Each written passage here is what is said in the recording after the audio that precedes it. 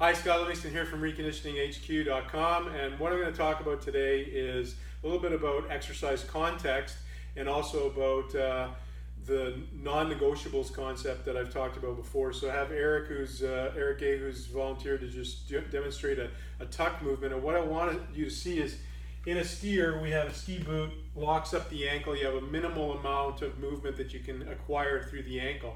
So because of that, it's a non-negotiable. Also, you have to have a horizontal visual field, so it's another non-negotiable in the process. So what Eric has to have is he has to have very mobile hips. We're going to watch him go through a tuck, and I'm just going to talk through a couple of things that's important for you to see. One, when you're down in the low tuck position, we have a nice, clean spinal curve that we want to uptake.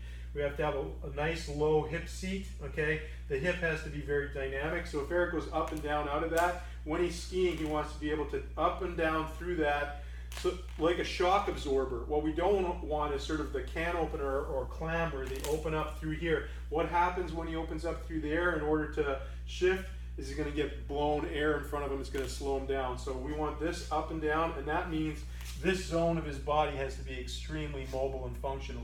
And we want that nice curvature of the back because we want every segment to uptake its appropriate amount of load. So from a context perspective, when I train Eric, I train him using exercises, especially as we get into specific phases, that uptake that range of motion. So he has to be strong and mobile in that frame of reference. That's the context of the type of exercise I work, understanding what the non-negotiables are.